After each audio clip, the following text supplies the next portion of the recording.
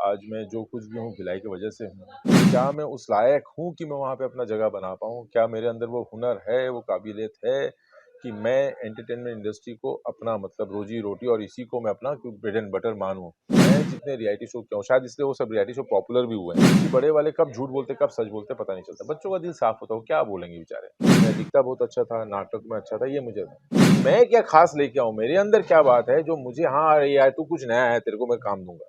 ये बात जो है अपने आप का मूल्यांकन करना कि मेरे अंदर वो एक्स फैक्टर है कि नहीं। पापा जो बॉल को ड्रिबल करते डी तक लेके आए, गोल मैंने मारा है लेकिन मेहनत सब उनकी है। खुश रहिए, सजग रहिए, समाचार देखिए, पढ़िए और क्रॉस चेक कीजिए बार-बार कि आप जो समाचार देख रहे हैं, पढ़ रहे हैं, सही है कि नहीं। खुश है तो फिर खुशी मना ले, छोटा बड़ा केक मंगा ले, संगम में मिलता है बढ़िया केक, संगम में मिलता है बढ़िया केक।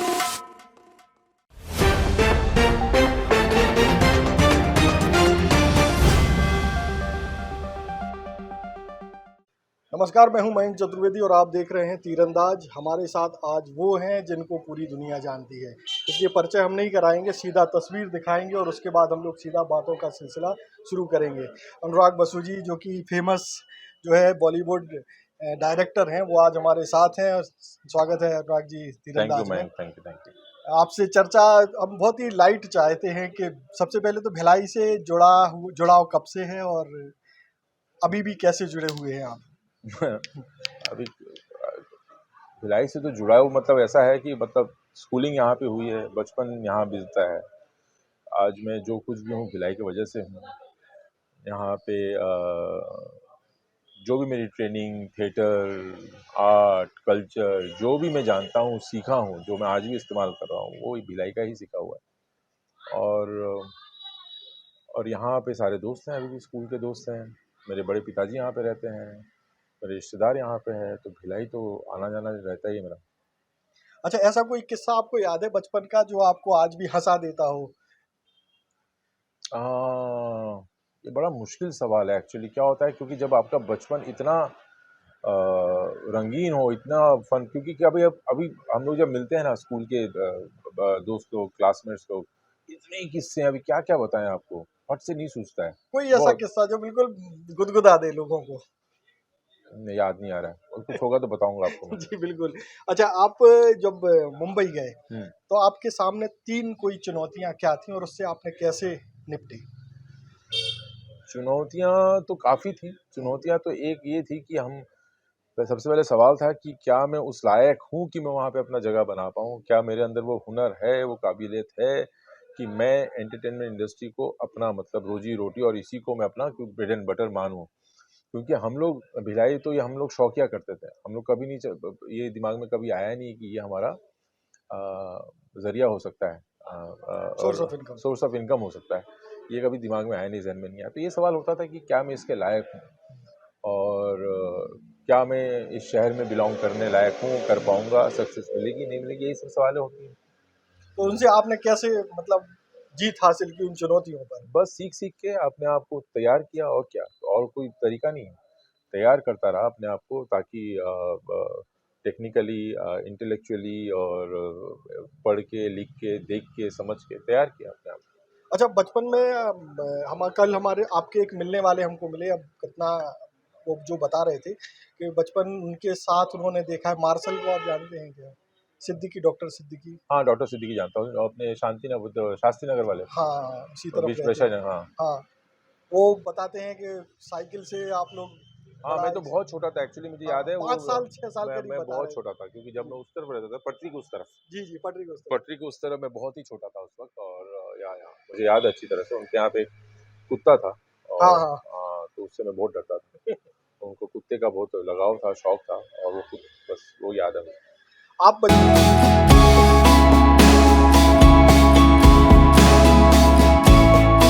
तो अभी आपको जब मुंबई जब गए आपको, तो हुँ, एक वहाँ बिल्कुल पर्दे की दुनिया अलग होती है। हुँ। पर्दे की दुनिया और हकीकत की दुनिया में आप किस तरीके से अंतर देखते हैं?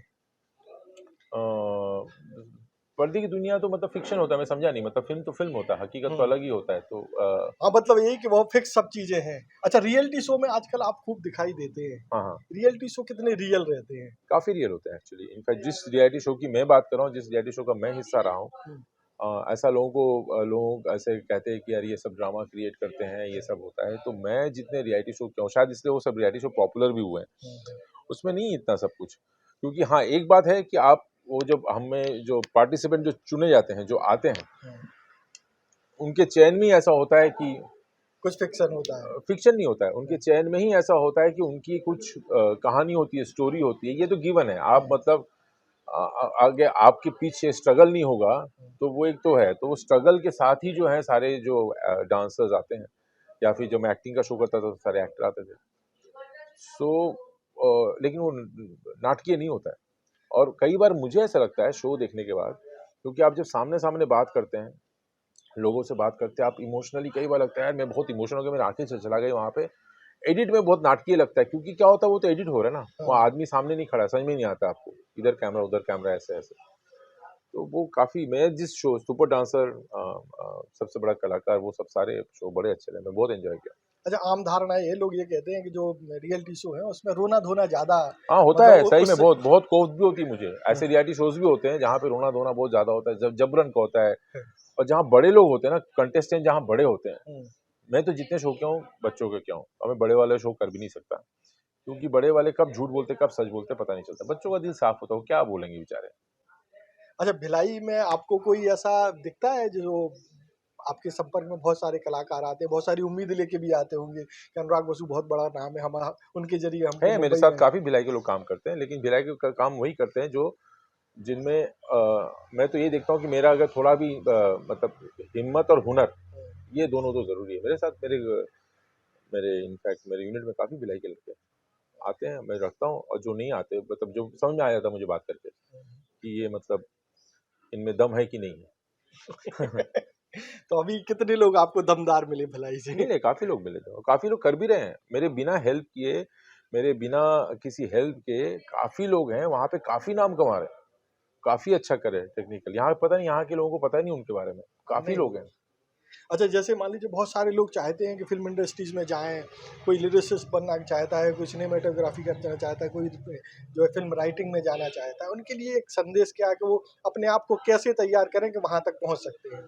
कुछ नहीं सर, मैं अपना बताऊंगा मैंने कैसा किया है। मैं बस, एक तो मेरा कोई ऐसा सपना और मेरा एम्बिशियस नहीं था कि मुझे ऐसा बनना है।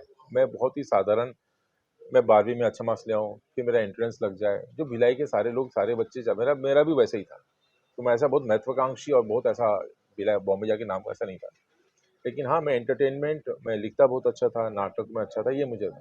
लेकिन जिस दिन मुझे लगा कि मुझे वहाँ जाना है कि नहीं, सबसे पहले सवाल मैंने वही पूछा अपने आप से, क्या मैं इस लायक हूँ? और मुझे जवाब मिला, नहीं, तेरे जैसे तो वहाँ बहुत है यार, तो क्या है ना, मतलब ऐसा। मैं फिर सोचा कि कहानी सोचता हूँ खुद से, बोले इससे तो ऐसे कहानी, और जब फिल्में देखता तो ये कहानी तो मैं भी लिख लूंगा, ये कहानी मैं भी लिख लूंगा, लेकिन ऐसी कहानी लिखने वाले तो वहाँ पे और 100 हैं, तो मुझे कैसे मौका मिलेगा? ये गाना तो मैं भी लिख लूंगा, ऐसे गाने लिखने वाले 100 तो वहाँ हैं, तुझे खिलाएंगे। तो वही है कि मैं क्या खास लेके आऊँ, मेरे अंदर क्या बात है जो मुझे, हाँ अरे यार तू कुछ नया है, तेरे को मैं काम दूंगा। ये बात जो है, अपने आप का मूल्यांकन करना कि मेरे अंदर वो एक्स फैक्टर है कि नहीं, मेरे अंदर वो नई बात है कि नहीं, ताकि मैं इतने भीड़ में, समुंदर में जाऊं और वहां पे मुझे मौका मिल जाए, बस यही है, और कुछ नहीं। चर्चा को आगे बढ़ाने से पहले लेते हैं एक छोटा सा ब्रेक। स्पर्श मल्टी स्पेशलिटी हॉस्पिटल अब गैस्ट्रोएंटेरोलॉजी की सुविधा के साथ आपकी सेवा में, साथ ही दे रहा है एम्बुलेंस के लिए टोल फ्री नंबर की सुविधा 180030911616। ब्रेक के बाद आपका स्वागत है। अब हम अनुराग जी से चर्चा को आगे बढ़ाते हैं और सबसे बड़ा सवाल जो पूरी जनता भी हमारे ख्याल से जानना चाहती होगी कि भिलाई से मुंबई जाना कैसे हुआ? देखिए क्या है, भिलाई में मेरे पापा और मम्मी जो यहाँ पे बड़े नामचीन थिएटर एक्टर होते थे, हमारा एक ग्रुप था, और मेरा पूरा बचपन जो है ग्रीन रूम, रिहर्सल रूम में निकला। और हमारी छुट्टियां जो है, हम ट्रैवल करते थे भिलाई से होने के बावजूद, हम सारा हिंदुस्तान नाटक को लेकर। तो इस परिवेश में तो मेरा पालन पोषण हुआ। पालन पोषण हुआ। हम रिहर्सल रूम के बगल में, मैं और मेरे भाई, छोटे भाई, हम लोग होमवर्क वगैरह करते थे, तो ये तो ब्लड में ही था, ऐसे यही देख के हम बड़े हुए हैं। उसके बाद ये लेकिन ये शौकिया करते थे। मेरे पापा भिलाई स्टील प्लांट में नौकरी करते थे, मेरी माँ टीचर थी। शाम को ये शौक जो उनके लिए ऑक्सीजन था, भट्टी से निकल के, कोकवन के भट्टी से निकल के शाम का नाटक करते थे। लेकिन इसको मतलब ये ब्रेड एंड बटर हो जाएगा, ये कभी सोचा नहीं। तो पापा जो है, ये जो बोल रहे हैं बम्बई जाने वाली बात, ये सबसे पहले ये बात दिमाग में मेरे पापा की आई। उन्होंने ट्राई किया, वॉलंटरी रिटायरमेंट लिए and then he went to Bombay. तो मैं हमेशा ये कहता हूँ कि देखो क्या था, अभी लोग मुझे क्रेडिट देते हैं कि आपने वहां जाके नाम कर लिया, फलाना हो गया। तो मैं कहता हूँ कि जब से हॉकी में जो है ना, जो पापा जो बॉल को ड्रिबल करते करते करते करते करते डी तक लेके आए, गोल मैंने मारा है, लेकिन मेहनत सब उनकी है। गोल मैंने मारा है, विजन उनका था, मैंने फॉलो किया। तो ये पूरी कहानी है आपकी। अच्छा, हमारे जो अभी जो दर्शक हैं उनके लिए कोई मैसेज आपका? बस यही, खुश रहिए और खुश रहिए, सजग रहिए, समाचार देखिए, पढ़िए और क्रॉस चेक कीजिए बार बार कि आप जो समाचार देख रहे हैं, पढ़ रहे हैं, सही है कि नहीं। तीरंदाज के लिए कोई मैसेज? बस आप, बहुत सारी शुभकामनाएं, मैं अभी आपको फॉलो करूंगा। जी बिल्कुल, बहुत बहुत धन्यवाद Thank you, तीरंदाज से thank जुड़ने के thank लिए। you, thank you. तो ये थे हमारे साथ अनुराग बसु जी, बहुत बहुत धन्यवाद जो उन्होंने तीरंदाज से जुड़े। नमस्कार, ऐसी और वीडियो के लिए तीरंदाज के चैनल से जुड़े रहिए। नमस्कार।